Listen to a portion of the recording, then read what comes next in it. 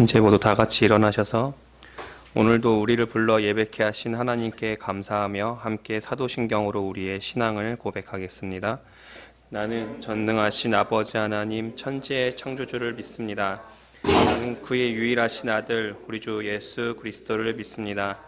그는 성령으로 잉태되어 동정녀 마리아에게서 나시고 본디오 빌라도에게 고난을 받아 십자가에 못 박혀 죽으시고 장사된 지 사흘 만에 죽은 자 가운데서 다시 살아나셨으며 하늘에 오르시어 전능하신 아버지 하나님 우편에 앉아 계시다가 거기로부터 살아있는 자와 죽은 자를 심판하러 오십니다. 나는 성령을 믿으며 거룩한 공교회와 교제와 죄를 용서받는 것과 몸의 부활과 영생을 믿습니다. 아멘.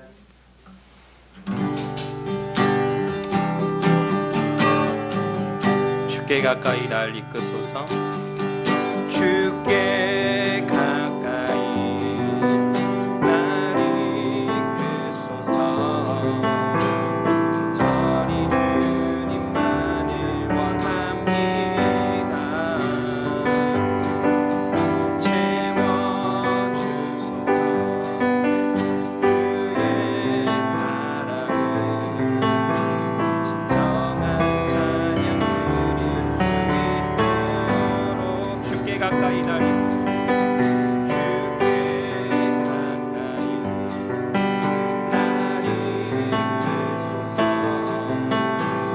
저리 주님만을 원합니다.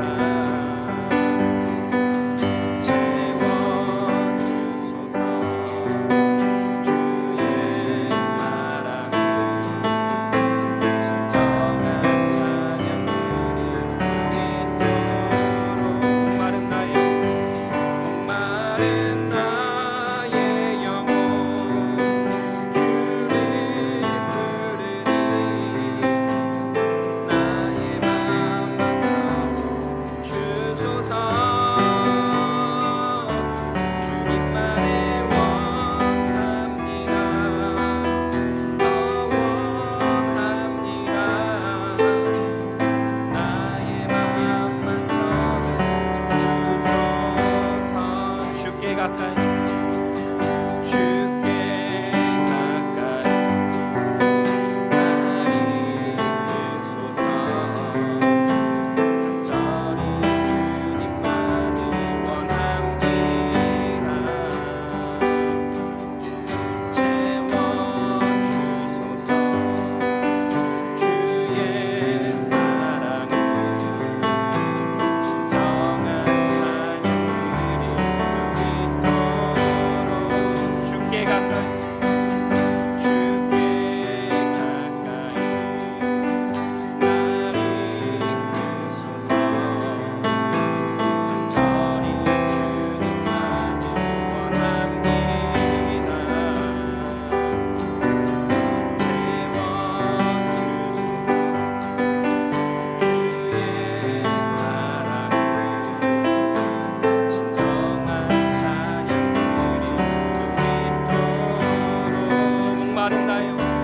목마른 나의 영혼 주를 부르니 나의 맘만 주소서.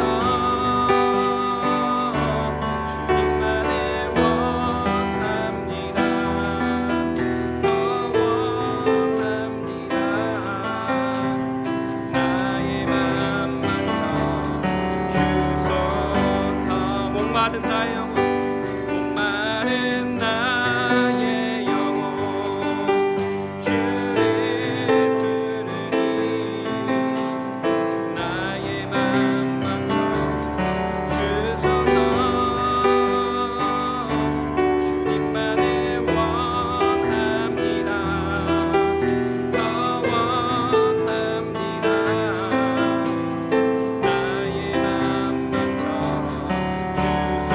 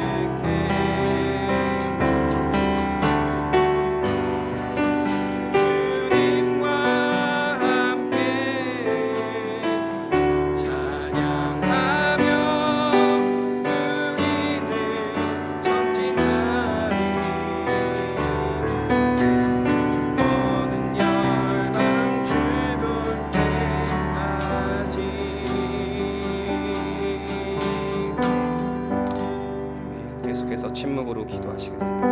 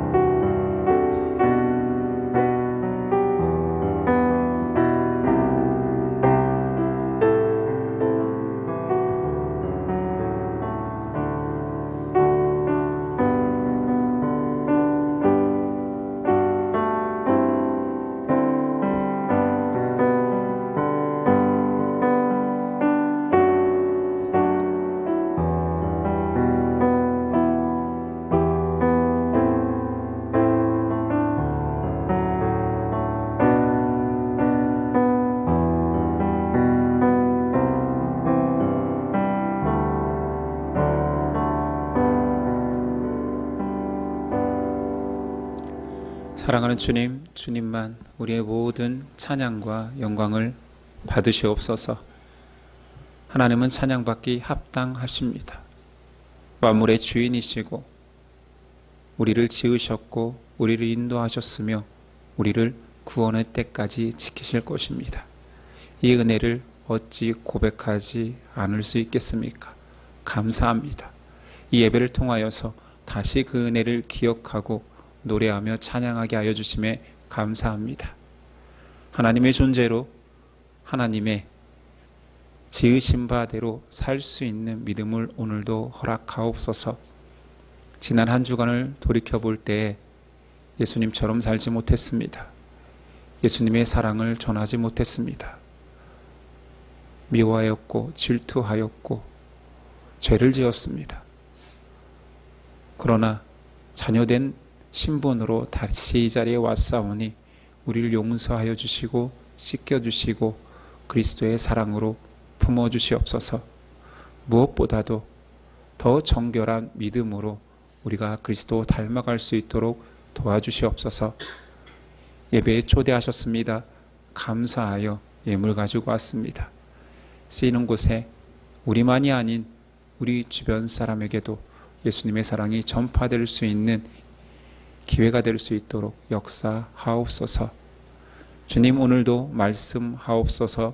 주의 종이 듣겠나이다. 예수 그리스도의 이름으로 기도드립니다. 아멘. 우리 일어나셔서 십계명 낭독이 있겠습니다. 하나님이 이 모든 말씀으로 말씀하여 이르시되 나는 너를 애굽 땅 종되었던 집에서 인도하여 낸 내 하나님 여호와니라. 제1은 너는 나 외에는 다른 신들을 내게 두지 말라. 제2는 너를 위하여 새긴 우상을 만들지 말고 또 위로 하늘에 있는 것이나 아래로 땅에 있는 것이나 땅 아래 물속에 있는 것에 어떤 형상도 만들지 말며 그것들에게 절하지 말며 그것들을 섬기지 말라. 제3은 너는 내 하나님 여호와의 이름을 망령되게 부르지 말라. 제4는 안식일을 기억하여 거룩하게 지키라. 제5는 내 부모를 공경하라. 제6은 살인하지 말라. 제7은 간음하지 말라. 제8은 도둑질하지 말라. 제9는 내 이웃에 대하여 거짓 증거하지 말라. 제10은 내 이웃의 집을 탐내지 말라. 예수께서 이르시되 내 마음을 다하고 목숨을 다하고 뜻을 다하여 주 너의 하나님을 사랑하라 하셨으니 이것이 크고 첫째 들은 계명이요 둘째도 그와 같으니 내 이웃을 내 자신같이 사랑하라 하셨으니 이 두 계명이 온 율법과 선지자의 강령이니라. 아멘.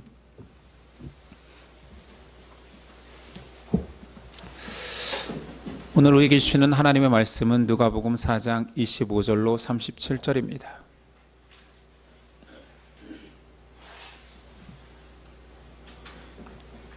누가복음 4장 25절에서 37절까지 저 여러분들이 한 절씩 교독하겠습니다. 누가복음 4장 25절입니다. 내가 참으로 너희에게 이르노니 엘리야 시대에 하늘이 3년 6개월간 닫히어 온 땅에 큰 흉년이 들었을 때에 이스라엘에 많은 과부가 있었을 때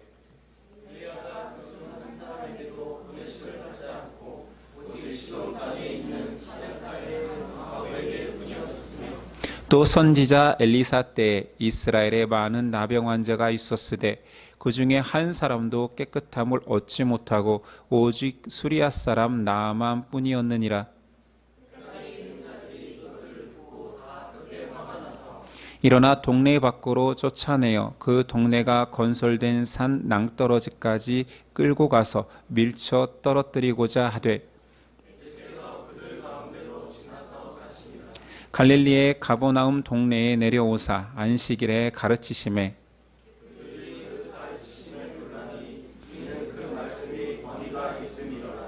회당에 더러운 귀신 들린 사람이 있어 크게 소리질러 이르되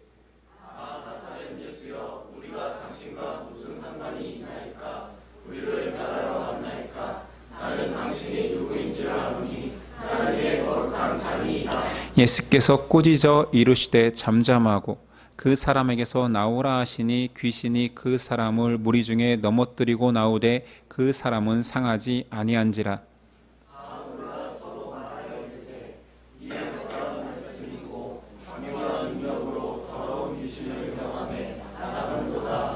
함께 있습니다. 이에 예수의 소문이 그 근처 사방에 퍼지니라. 아멘. 오늘 말씀의 제목은 말씀의 권위와 능력. 말씀의 권위와 능력이라는 제목으로 은혜 나누겠습니다. 우린 지난 시간에 예수님께서 공생애를 시작하시고 말씀 사역으로 시작하시고 그 안에서 성령의 역할을 알아봤습니다. 오늘은 예수님의 사역 중에 있었던 사건을 집중해 봅시다. 예수님 공생애의 대부분을 갈릴리 지역에서 보냈습니다. 갈릴리는 갈릴리 호수 주변의 땅입니다. 예수님의 제자들이 대부분 갈릴리 출신이지요. 갈릴리는 이스라엘의 북쪽으로 이스라엘이 가나안 땅을 허락받아 가나안에 들어가던 때부터 그 북쪽 갈릴리 지역은 가나안 사람들을 많이 쫓아내지 못하여서 이방인과 함께 거주하던 지역이었고, 또 북이스라엘이 멸망하였을 때 이스라엘보다 멸망한 이후로부터 이스라엘 유대인보다 이방인들이 더 오래 거했던 지역입니다. 그러니 이스라엘 입장에서 갈릴리 쪽은 이방인이 사는 땅같이 여겼고 영적으로 무시당했습니다. 요한복음 7장에 보니 심지어 이런 표현도 있습니다. 그리스도가 어찌 갈릴리에서 나오겠느냐라는 조롱 섞인 말이 있을 정도로 이스라엘 안에서도 갈릴리 지역은 소외받던 변방입니다. 그런데 예수님은 그 변방에서 사역을 중심적으로 행하셨고, 부활을 예견하던 때에도 제자들에게 내가 살아난 후에 너희보다 먼저 갈릴리로 가리라 하실 정도로 예수님 사역의 처음과 끝이 갈릴리에서 이루어졌습니다. 예수님 갈릴리에서 회당에서 가르치십니다. 회당은 유대인들이 포로기 때부터 모여서 율법을 나누고 예배하던 장소입니다. 오늘 본문의 내용은 고향 나사렛 회당에서 이사야의 말씀 중 메시아 예언의 말씀을 읽으신 후에 예수님이 이 글이 오늘 너희 귀에 응하였다, 이루어졌다라는 선언 이후의 내용입니다. 지난 시간 24절은 이렇게 끝납니다. 또 이르시되 내가 진실로 너희에게 이르노니 선지자가 고향에서는 환영을 받는 자가 없느니라. 예수님 고향에서 벌써 배척받을 것을 알고 계셨습니다. 나사렛 사람들은 예수님의 가르침의 권위에 놀라면서도 내가 저 사람 알아. 일찍 과부되었던 마리아의 아들이잖아. 그리고 목수잖아 라고 하면서 배척하고 비난합니다. 이에 예수님께서 구약을 인용하시면서 선지자가 자기 고향에서 환영받지 못함을 설명하시죠. 그 첫 번째 예가 엘리야입니다. 엘리야 때에 3년간 가뭄이 극심하였을 때 이스라엘 모든 사람들이 엘리야를 거들떠보지도 않을 때 이방 땅에 한 여인만 엘리야를 공개하였다 말합니다. 열왕기상에는 엘리야의 가뭄 기간을 3년이라 말하지만 예수님께서는 확실하게 가뭄을 3년 6개월이었다라고 말합니다. 야고보서 5장 17절에도 엘리야는 우리와 성정이 같은 사람이로되 그가 비가 오지 않기를 간절히 기도한즉 3년 6개월 동안 땅에 비가 오지 아니하고.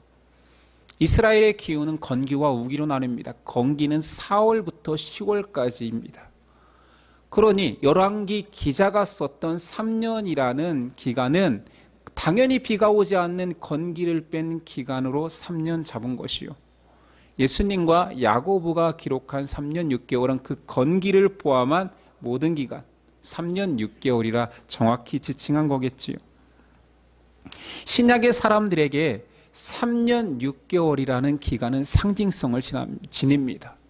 왜냐하면 신구약 중간기에 시리아의 안티오쿠스 에피파네스라는 장군에 의해서 이스라엘이 철저하게 유린당합니다. 극심한 박해와 심지어 성전까지 더럽혀지지요. 유명한 예화로 성전에서 돼지피로 제사까지 지낼 정도로. 그러니까 이스라엘에게 그 에피파네스에게 유린당한 그 3년 6개월의 기간은 엘리야가 가뭄으로 고생했던 그 기간과 동일한 기간으로 고난을 상징합니다. 그래서 다니엘서와 계시록에 보면 고난의 기간을 한때, 두때, 반때로 상징적으로 말하는데 한때는 1년, 두때는 2년, 반때니까 6개월, 3년 6개월을 상징하는 말이요. 개월수로 말하면 42개월, 1260일 전부 다 고난의 기간, 동일한 상징을 말합니다. 이때에 이스라엘 전역에서 선지자 엘리야를 보살피는 사람은 아무도 없었다. 선지자는 그렇게 고향에서 동족에게 의해서 배척받았다를 설명하시고, 두 번째는 엘리사 때에 이스라엘에 수많은 나병 환자가 있었는데 엘리사를 얼마나 무시하고 하나님을 찾지 않았으면 수리아 사람 나아만 장군만 유일하게 하나님 앞에 나와 치유받았다 말씀하십니다. 이 말씀과 비유에 얼마나 찔림이 컸는지, 그리고 그들의 비유를 건드렸는지 이스라엘 사람들이 예수님을 죽이고자 합니다. 격분하여서 예수님을 바깥 낭떠러지로 끌고 나가서 떨어뜨려 죽이려고 합니다. 자, 높은 곳에서 떨어뜨려 죽이려고 한다라는 거, 마귀의 시험과 굉장히 유사하지 않습니까? 놀라운 대조를 이루지요. 마귀가 이런 시험을 했었습니다. 높은 곳에서 뛰어내려라. 하나님께서 그의 종들을 통하여서 떠받들어서 기적을 보이면 사람들이 너를 놀랍게 여기리라. 예수님 말씀으로 하나님을 시험하지 말라라고 하셨지요. 근데 사람들이 바로 그 일을, 마귀가 예견했던 그 일을 행합니다. 높은 곳에서 떨어뜨려 예수님을 죽이려고 합니다. 마귀의 유혹이 현실이 되어 예수님께 다가왔습니다. 그러나 예수님은 성령에 붙들리어 하나님께 순종하는 길을 걸으셨지요. 예수님은 지금 죽으시면 안 됩니다. 알다시피 예루살렘에서 십자가를 져야 하기 때문입니다.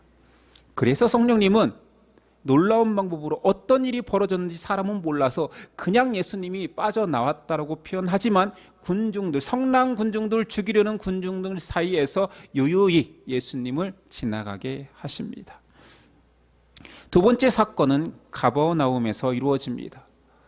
가버나움도 갈릴리 지역입니다. 동네의 이름이지요. 거기서도 회당에서 예수님 말씀을 전하십니다. 가버나움은 갈릴리의 북부 지역으로 갈릴리 호수에 인접한 북쪽에 있습니다. 이곳 출신들은 유명한 베드로, 안드로, 마태, 야고보, 요한입니다. 그러니 예수님 공생에 갈릴리 중심이지만 그 갈릴리에서도 가버나움이 핵심 지역이지요. 자기 고향 나사렛에서 그렇게 죽음의 위협을 받았음에도 불구하고 예수님 회당에 가서 또 말씀을 전하십니다. 자신이 해야 할 사역을 묵묵히 진행하시지요. 회당에서 말씀을 전할 때에 한 사람이 발작을 시작합니다. 33절이야. 회당에 더러운 귀신 들린 사람이 있어 크게 소리질러 이르되 아 나사렛 예수여 우리가 당신과 무슨 상관이 있나이까 우리를 멸하러 왔나이까 나는 당신이 누구인 줄 아노니 하나님의 거룩한 자니이다. 회당 안에 귀신 들린 자가 소리치는 거예요. 그럼 예배 중에 갑자기 난입했을까요? 본문에 보면 헬라어 문법 있어는 미완료 시제입니다. 뭐 영어로 말하면 현재 완료 진행쯤 되겠죠. 과거에서부터 지금까지 계속 있어 왔다라는 거예요. 갑자기 어디서 귀신 들린 자가 온 게 아니에요. 그냥 여기 있었는데 예수님 말씀 선포할 때 발작을 일으킨 것입니다. 회당에는 회당장이 있습니다. 들어오지 말아야 할 자들, 이방인들, 병든 자들을 막는 회당장이 있음에도 지금 귀신 들린 자가 버젓이 회당 안에 있는 것이지요. 추측해 보건대 그 귀신 들린 자가 가족들이 유력한 자이거나 아니면 귀신 들린 자일지라도 그냥 계속 거할 수 있는 예배가 하나님 중심이 아닌 사람들이 편하게 오갈 수 있는 공공장소화 됐다라는 것입니다. 그리고 이 귀신 들린 자는 특이한 말을 합니다. 나는 당신이 누구인 줄 아노니 하나님의 거룩한 자니이다. 귀신이 지금 신앙 고백하고 있습니다. 영적인 존재인 귀신은 거룩한 존재인 예수님의 성정을 아십니다. 어떤 존재인지를 아는 것이요. 그렇다고 해서 그가 신앙 고백하는 것은 결코 아닙니다. 이 고백의 의도를 아마 우리가 한번 짚어본다면 하나님의 아들이여 나를 간섭하지 말고 내버려 두라는 적대감을 드러내는 의도일 것입니다. 그 귀신이 그냥 존재하는 것이 아니라 사람 속에 존재하잖아요. 사람을 구원하고 사랑하신 예수님께서는 그대로 놔둘 리가 없습니다.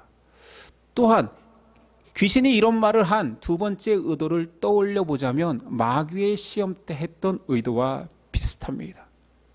자신들의 멸망으로 이끌 가장 두려운 존재가 그 사역을 온전히 이루지 못하도록 방해하려는 교활함이 있는 거지요. 마귀 시험의 핵심이 뭐라 했습니까? 예수님이 인간으로서 그 메시아의 길을 걷지 못하고 다시 창조주의 자리로 올라가라는, 능히 할 수 있는 그 일들을 하시라라는 시험이었습니다. 근데 예수님 끝까지 전능자의 자리에 가지 않고 인간의 자리로 내려와서 이 시험을 감당했었지요. 이런 교활함의 고백인 것이지 신앙 고백이 아니죠. 교회 안에 이런 농담들이 있습니다.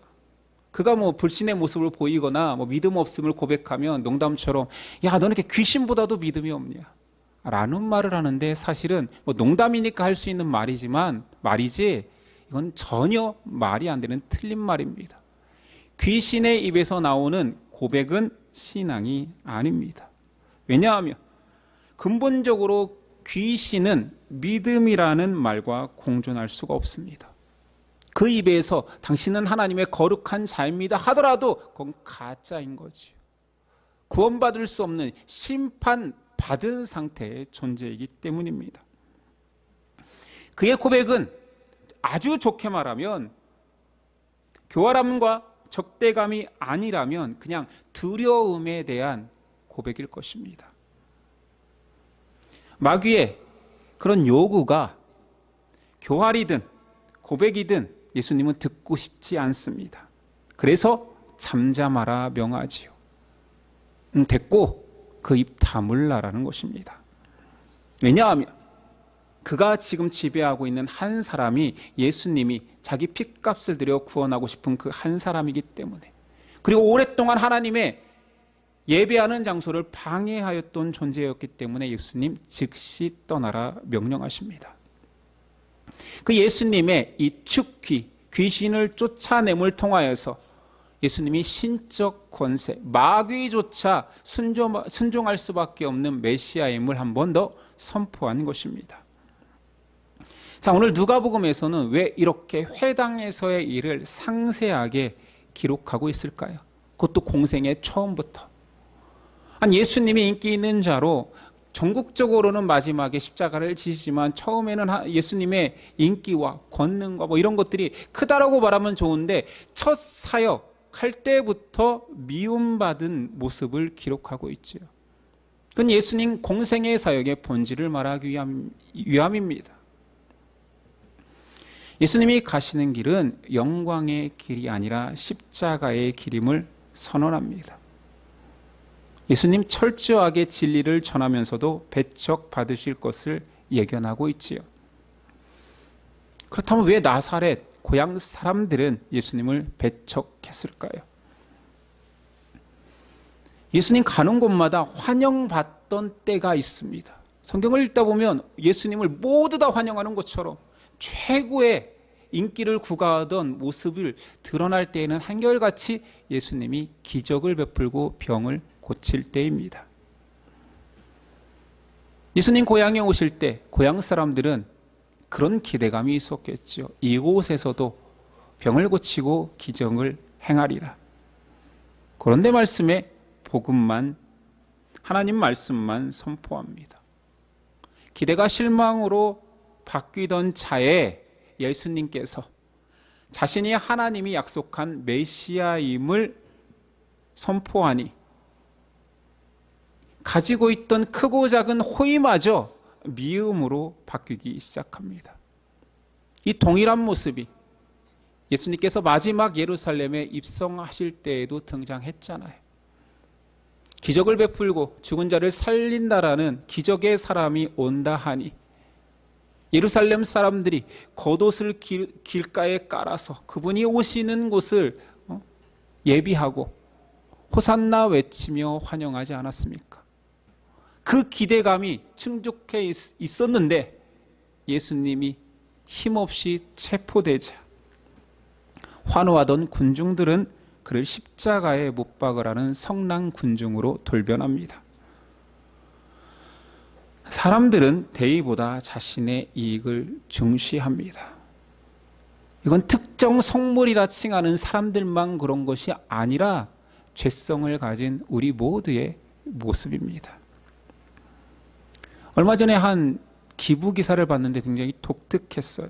한 기업의 회장이 자신들의 동창들에게 무조건 1억씩을 기부하겠다라고. 그 기사를 본지 처음 그 기사가 나왔을 때에는 정말 줄까 했는데 실제로 다시 찾아보니 270명에게 270억을 나누어 줬대요. 심지어 세금을 떼는 거 그런 상황이 복잡할까봐 세금까지 다 정산해서 현금으로 1억씩 떡떡떡 다 꽂아줬답니다. 270억을 기부하고 세금까지 27억까지 납부했대요. 이런 기부 소식에 사람들의 반응은 좀 찬반이 나뉘는 것 같아요. 이것은 진정한 기부가 아니다.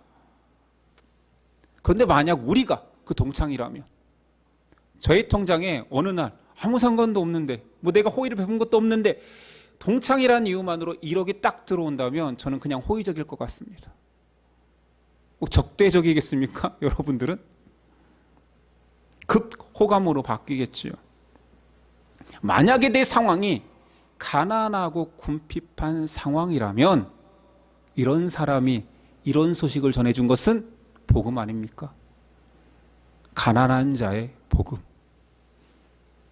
누가복음의 별칭입니다. 누가가 강조했던 가난한 자의 복음서라는 이 누가복음은 예수님께서 가난하고 아프고 병들고 소외받는 자들의 해방을 위해 오신 것이 맞지만 종국적으로 그것을 보여주기 위함이 아니라 영원한 자유, 영원한 해방의 상징성으로서 그것을 행한 것입니다. 본질은 영원한 자유지요. 회당을 통해서, 회당 사건을 통해서 말씀에서 보여주고 싶은 것은 신앙인의 거짓됨과 형식적 신앙의 고발입니다. 자신에게 유익이 있지 않으면 사람은 언제라도 등을 돌립니다. 자신을 인정하지 않으면 원수처럼 돌변하기도 합니다. 만약 나에게 유익이 된다라면, 1억을 준다라면 학교 때 원수같이 미워했던 사람이라도 급 친한 사람으로 마음이 돌변한다라는 거지. 오늘 말씀의 회당에 있는 사람들, 자신에게 유익이 된다라면 귀신 들린 사람도 회당을 출입하게 합니다. 귀신적 요소도 내 유익을 위해서라면 받아들일 준비가 있는 것입니다.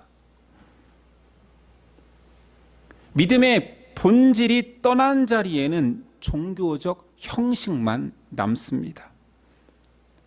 회당에서는 예수님 오기 전부터 계속 하나님의 말씀이 낭독되어 왔습니다. 변질된 그곳에서 예수님께서 참 진리를 전하니 예수님을 미워하고 죽이려는 자들까지 존재합니다. 동일한 하나님의 말씀을 듣고 있었는데요. 회당에 있는 사람들 중에 하나님의 말씀에 집중하겠다라고 하나님께 내 신앙을 고백하겠다라는 그 입술 속에는 귀신의 고백처럼 자기 중심적이고 교활한 고백도 있다라는 것입니다. 예수님 당시의 회당과 지금의 교회는 다를까요? 귀신 같은 고백을 하는 신앙인들이 교회는 없을까요? 내가 중요하다. 내가 내 신앙의 중심이다. 아마 예수님을 향하여서 이렇게도 말할 것입니다. 대놓고 그렇게 예수님이 존재하지 않으니까 내 대면에서 만날 수 없으니까 말하지 않을 뿐이지만 심정 중에는 나와 당신이 무슨 상관이나이까. 예수님과의 교제와 말씀의 순종보다 내 유익과 만족을 위해 신앙하는 사람들이 지금은 없을까요? 이런 자들의 신앙이 바로 오늘 귀신의 고백인 것입니다. 마귀적 신앙인 거지요. 사도들은 이런 사람이 공동체, 교회 안에 있음을 경고해 왔습니다. 디모데전서 4장 1, 2절. 그러나 성령이 밝히 말씀하시기를 후일에 어떤 사람들이 믿음에서 떠나 미혹하는 영과 귀신의 가르침을 따르리라 하였으니 자기 양심이 화인을 맞아서 외식함으로 거짓말하는 자들이라. 초대교회 안에도 존재했습니다. 야고보서도 경고하죠. 2장 19절. 내가 하나님은 한 분인 줄을 믿느냐? 잘하는도다 귀신들도 믿고 떠나느니라. 아, 허탄한 사람아, 행함이 없는 믿음이 헛것인 줄을 알고자 하느냐. 교회 다닌다고 다 하나님의 사람은 아닐 뿐더러 그 안에 귀신 같은 존재들도 분명 있습니다. 교회 안에 마귀적인 요소들이 들어오는 것은 아주 쉽습니다. 누군가가 막아야겠지만 아니요, 너무 쉽게 들어옵니다. 새신자도 들어오고 태신자도 존재하고 여기에 마귀적 생각을 가진 사람이 올 수도 있죠. 그걸 어떻게 막는단 말입니까? 그러나 들어올 수 있는 것과 받아들이고 함께 가는 것은 전혀 다른 문제입니다. 그러니 우리는 신앙 안에서 말씀으로 우리 안의 마귀적 요소들, 마귀적 사람들에 대해서 분별하고 경계해야 되는 것은 당연하지요. 예수님은 이 땅에 단순히 모든 백성을 구원하기 위한 한 가지 가장 중요한 사명을 했지만 그것만을 위해서 온 것은 아닙니다. 형식화된 사람의 종교 속에 오셔서 진정한 하나님의 믿음을 주십니다. 예수님을 통해 진리가 전해지자 회당 안에 가짜들이 정체를 폭로당합니다. 귀신들은 떠나갑니다. 누가의 복음서에는 돌같이 굳은 생명력 없는 신앙의 사람들의 살아 움직이는 믿음을 주는 방법을 제시한 것입니다.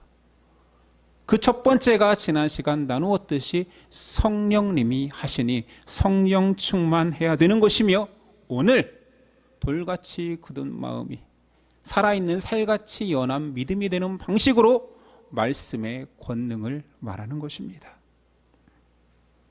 우린 예수님을 따라가는 자들입니다.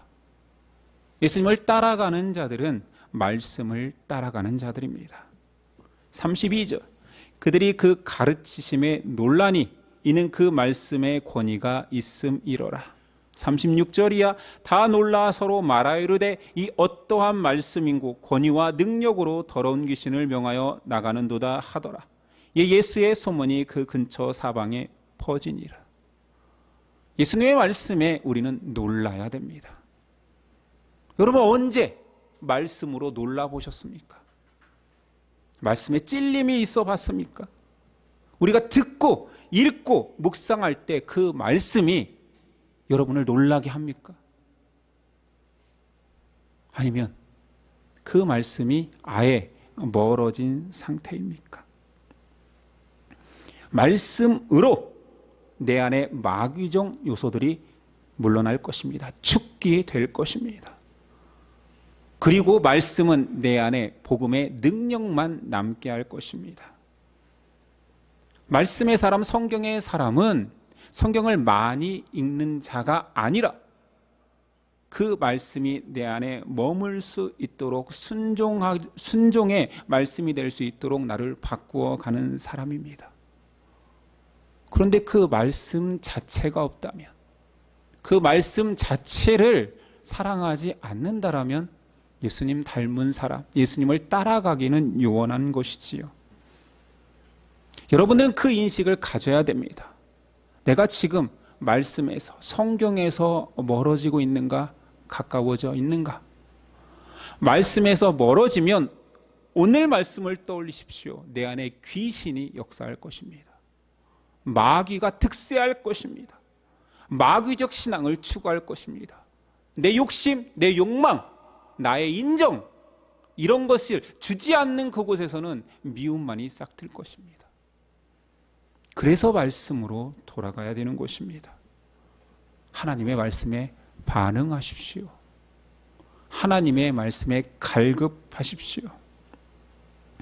하나님의 말씀을 사모하는 자가 예수님을 사모하는 자요, 예수님 닮기 원하는 자입니다. 신앙은 여러 가지 에너지가 있습니다. 관계의 에너지 또는 내 성취의 에너지. 기독교 아니고도 세상에는 수많은 신앙들이 존재하는 이유는 내 자신 속에 나를 만족시키는 에너지가 종교 속에 있기 때문입니다. 그래서 기독교 안에도 종교성이 존재하는 거죠. 믿음과 별개로. 유대인들이 얼마나 간절히 회당 중심으로 모인지 아십니까?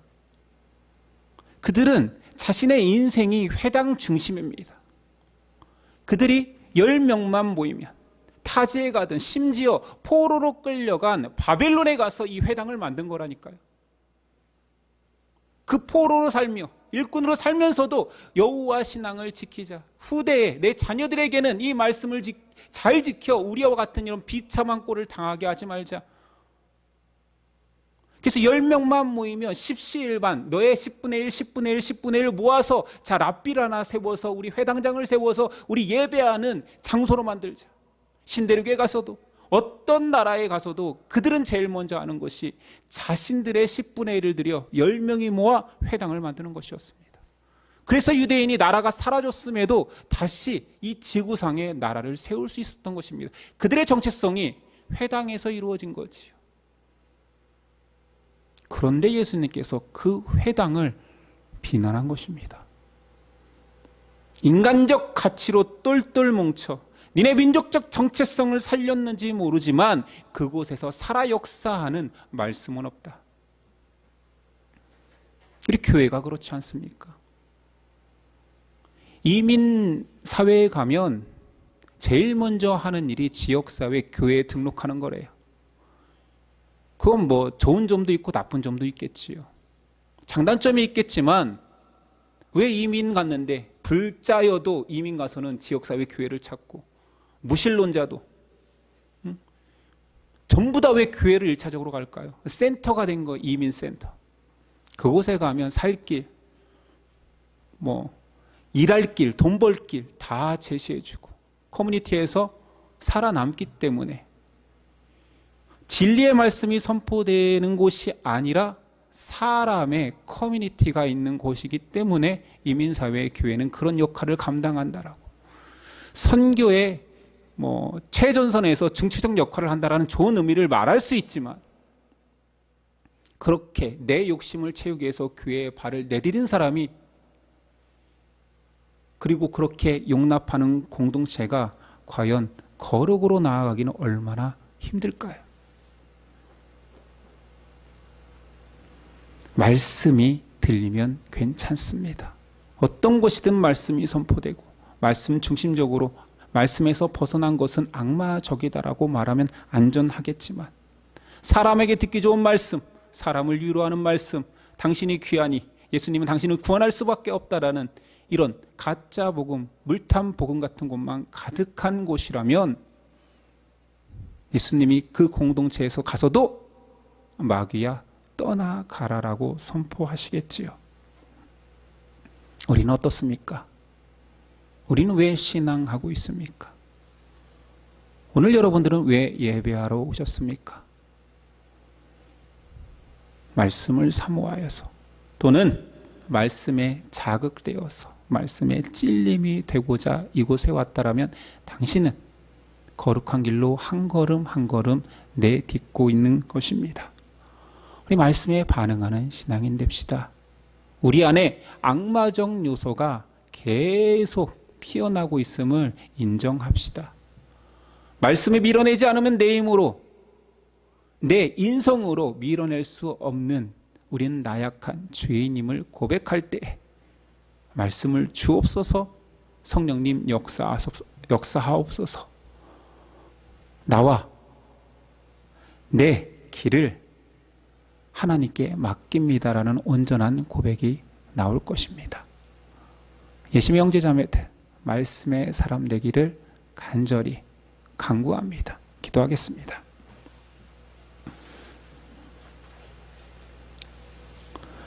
주님, 하나님의 이름으로 모인 곳에도 귀신 들린 자가 득세합니다. 예수님을 예배하고자 모인 이 시대의 교회에도 복음과 진리가 사모되기보다 관계와 욕망이 추구되고 있지는 않습니까? 멀리 다른 교회를 보지 않겠습니다. 우리는 어떻습니까? 예수님이 오셔서 칭찬받을 만한 교회입니까? 아니면 왜 너만 바라보느냐? 왜 나하고 상관없이 행동하느냐? 책망 받을 만한 교회입니까? 예수님이 스스로 겸비하여 유혹과 갈등을 밀어내고 악마적 요소를 경계하며 말씀을 따라가는 교회 될 수 있도록 성령님 도와주옵소서. 우리를 핏값으로 구원하신 예수 그리스도의 이름으로 기도드립니다. 아멘. 일어나서 결단 찬송 드립니다.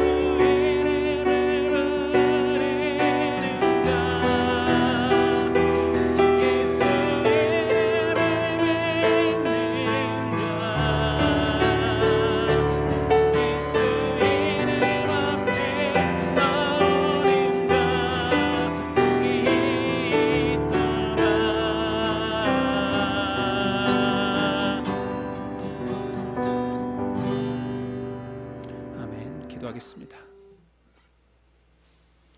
이제는 우리 주 예수 그리스도의 은혜와 아버지 하나님의 사랑과 성령의 교통하심이 지금부터 영원까지 함께 하시기를 간절히 축원하옵나이다. 아멘.